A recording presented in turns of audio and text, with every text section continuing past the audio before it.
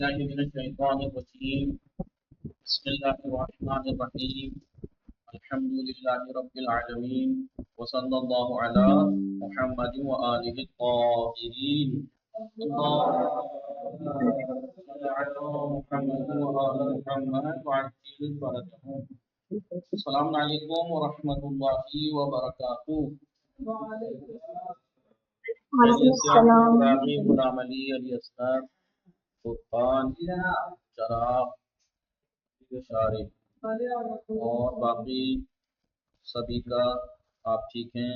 نوشین فاطمہ شمیمہ میں باقی لوگ نہیں آئے جی.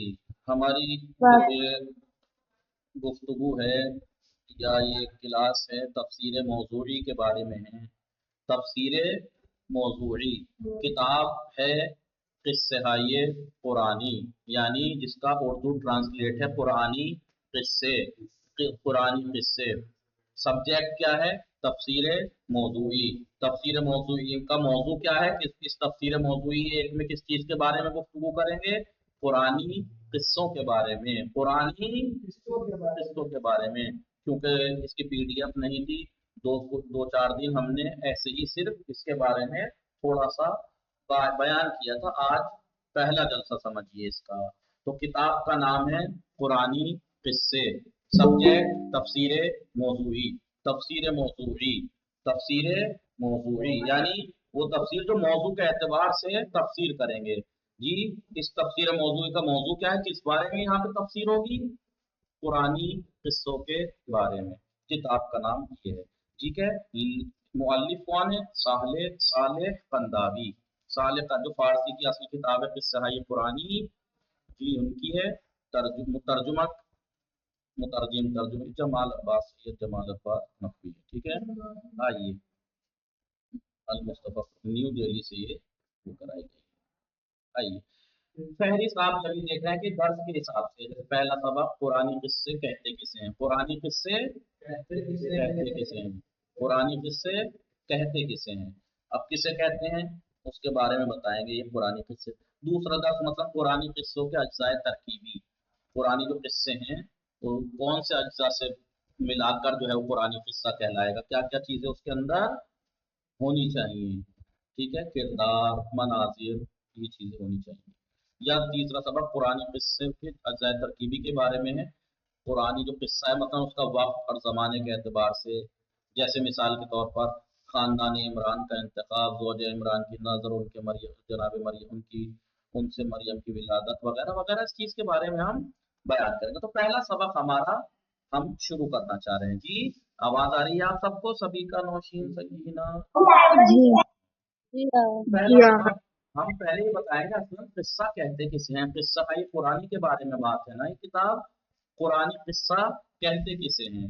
قرآنی قصہ جیسا کہ ہم نے پہلے اشارہ کیا تھا جب ہم ویسے ہی خلاصہ کر رہے تھے بغیر ریکارڈنگ کے، تو بتایا تھا قرآنی قصہ کے بارے میں. قرآنی قصہ کہتے کسے ہیں، اس میں 3-4 نظریات ہیں. کتنے؟ جی نظریات. مثلا پہلا نظریہ دیکھیے قصہ کسے کہتے ہیں. پہلے تو قصے کی تعریف، قصہ کہتے کسے ہیں. پھر اس میں یہ بتائیں گے کہ کون سے قصے قرآنی ہیں، کون کون سے قصوں کو قرآنی کہا جائے گا کہ یہ قرآنی قصہ ہے. ٹھیک ہے. آئیے قرآنی قصے کی تعریف پہلے یہ کر رہے ہیں. کیا کہہ رہے ہیں؟ قرآنی قصے سے متعلق مختلف نظریات پائے جاتے ہیں، الگ الگ نظریے ہیں. پہلا نظریہ کیا ہے؟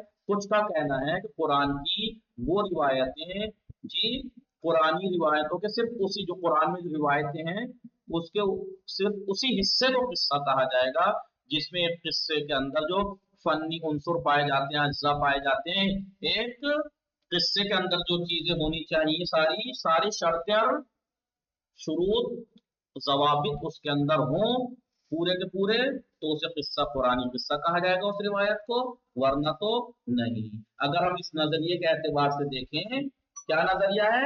نظریہ یہ ہے کہ قرآن کی انہی روایتوں کو قصہ قرآنی کہا جائے گا جس میں قصے وہی کے قصے کے سارے اجزاء موجود ہوں، سارے فنی جو عنصر ہیں وہ پائے جاتے ہوں. اگر یہ نظریے کے اعتبار سے دیکھیں تو اس کا مطلب اصحاب فیل کا جو واقعہ قرآن مجید میں کیونکہ مختصر الفاظ میں بیان ہوا ہے، قرآن جو قصے کے جو سارے عنصر ہونے چاہیے وہ اس کے اندر سارے نہیں ہیں. لہذا اس نظریے کے اعتبار سے اس کو قرآن قصہ نہیں کہا جائے گا. سورہ فیل یاد ہے؟ بسم اللہ الرحمن الرحیم. الم تر کیف فعل ربک باصحاب الفیل، کیا تم نے نہیں دیکھا کہ تمہارے رب نے اصحاب فیل کے ساتھ کیا کیا؟ دو تین آیتوں میں، تین چار آیتوں میں یہ مختصر طور پہ اشارہ کر دیا. بس کیا کر دیا؟ خالی اشارہ کر دیا جی، کہ ان کو پر ہم نے پتھر و ترمیہم بحجارۃ من سجیل فجعلہم کعصف مأکول، اتنی سی باتیں بتا کے. تو اس کا مطلب اگر ہم یہ نظریہ مانیں کہ قرآن کی صرف انہی روایتوں کو قصہ کہا جائے گا جن میں قصے کی ساری شرائط اور عنصر موجود ہوں، شرائط اور عنصر سارے موجود ہوں. سمجھ میں آیا جی؟ جی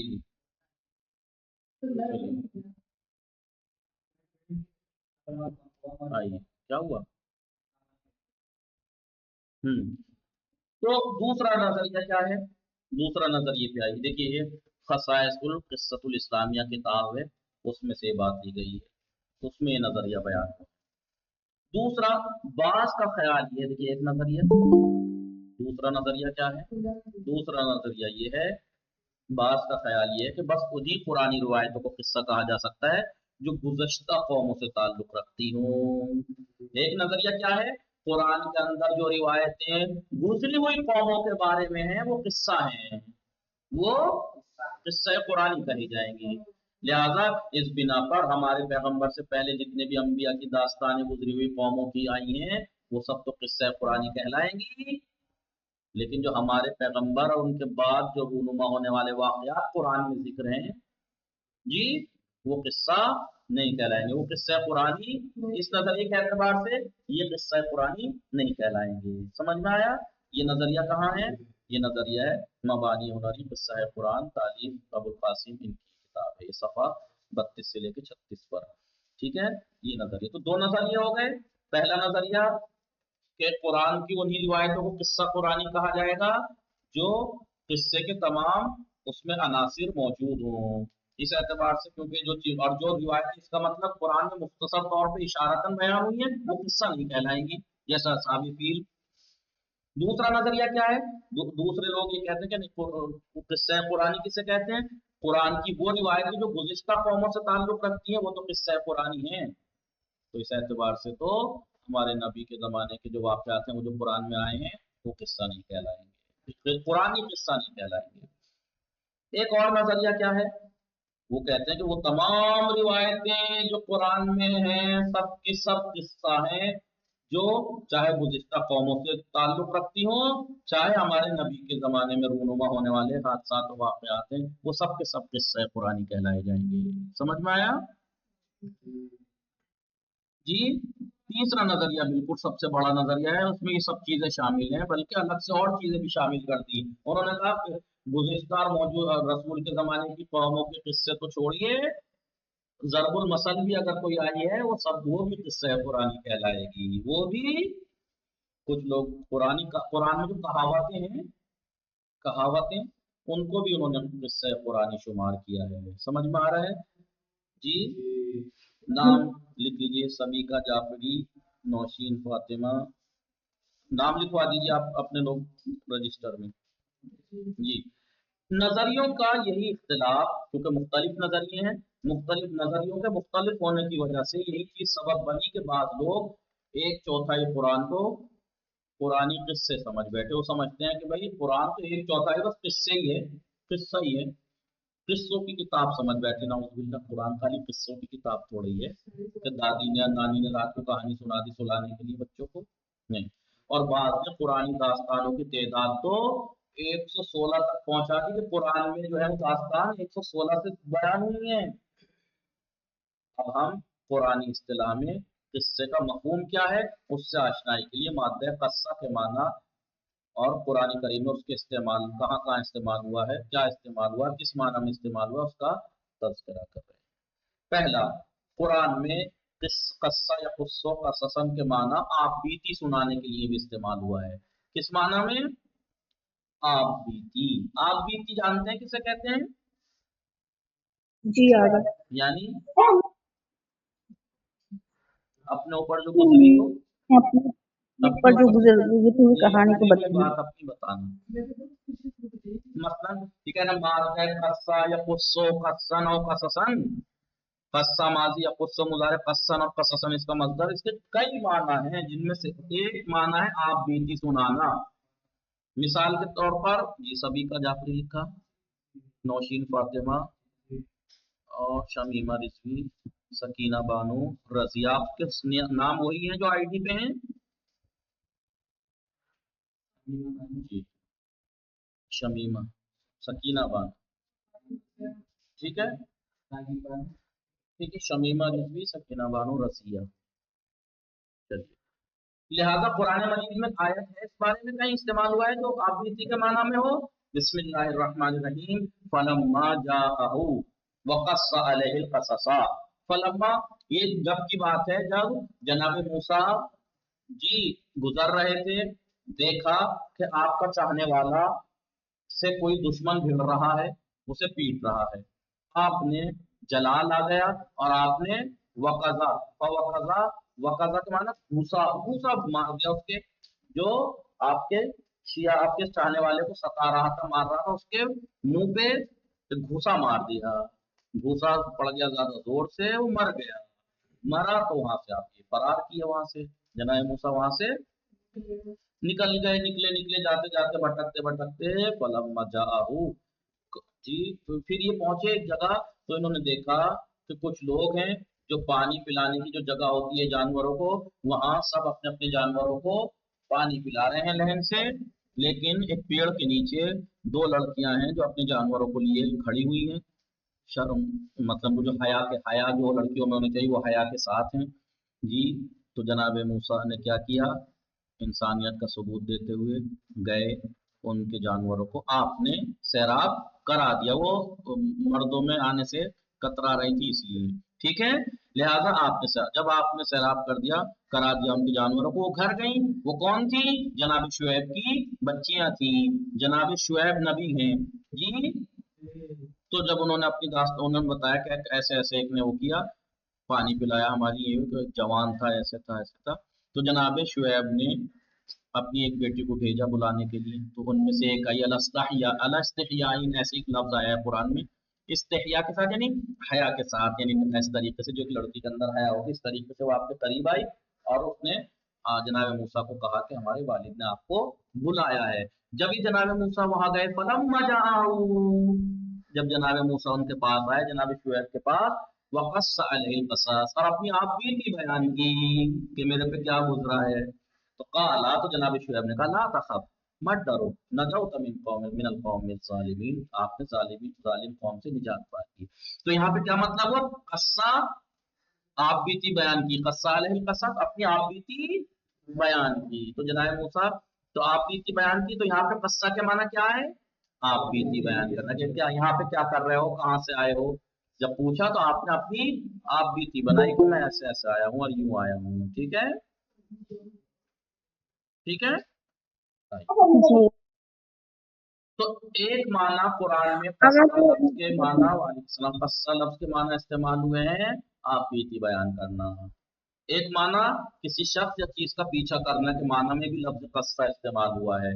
ये कब है, कस्सा कभी कभी किसी शख्स या चीज का पीछा करने के माना में भी इस्तेमाल होता है, जैसे कुरान मजीद में आया बिस्मिल्लाहिर्रहमानिर्रहीम, वक़ालत लिउख्तिही कुस्सीह, कस्सा से है कुस्सीह, फबसुरत बिही, वक़ालत उन्होंने कहा लिउख्ती उनकी बहन से। ये बात किसकी चल रही है, जब जनाब मूसा के बारे में पेशन गोई हुई थी फिरौन से कि तेरे हुकूमत में बच्चा पैदा होगा और वो तेरा तख्त उलट के रख देगा, ऐसा होगा वैसा होगा। तो ये इसने क्या किया कि मैं ऐसे बच्चों को बच्चे एक खुद हो गया, मैं किसी बच्चे को पैदा ही नहीं होने दूंगा का जब तक जो मेरी हुकूमत का तख्ता पलटे। तो ये क्या कराता था, जिसके यहाँ भी विलादत होती थी उस बच्चे को मरवा देता था।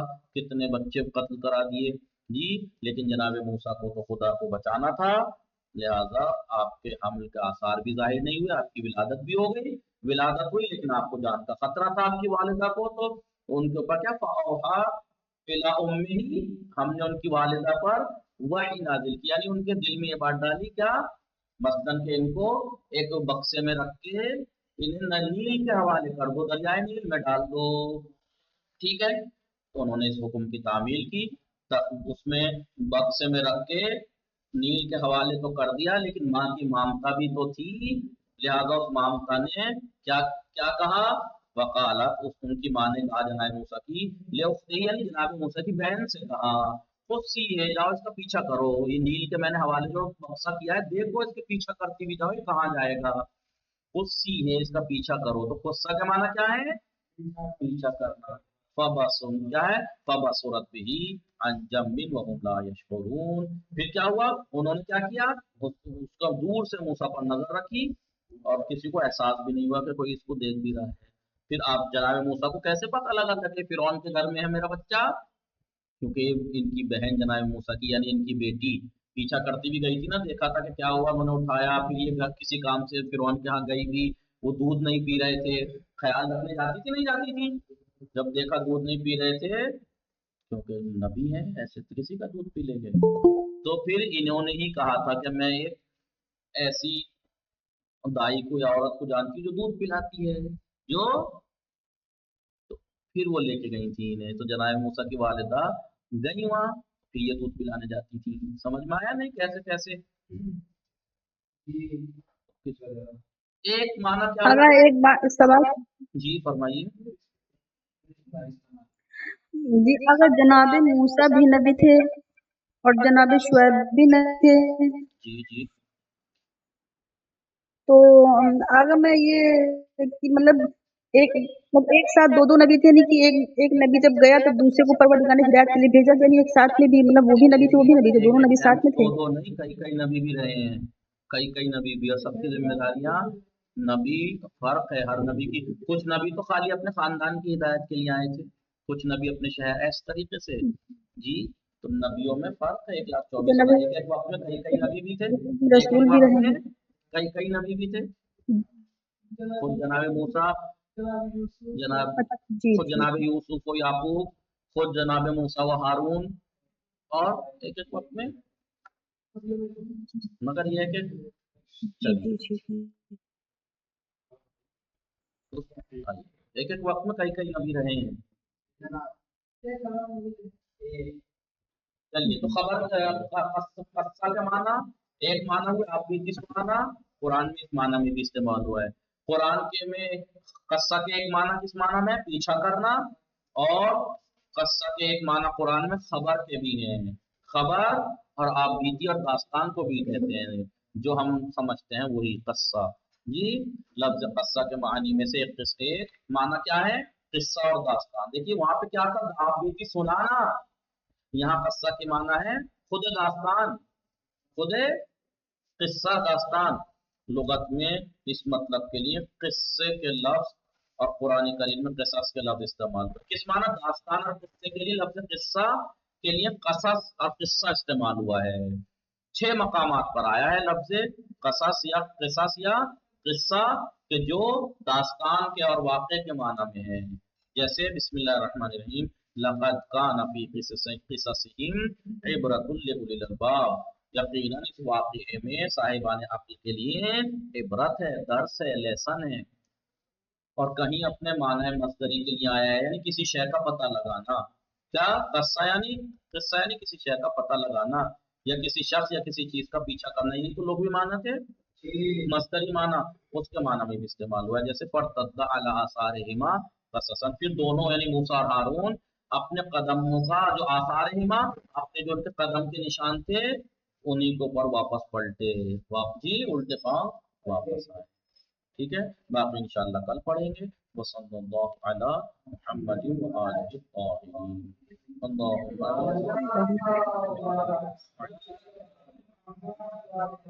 वजिल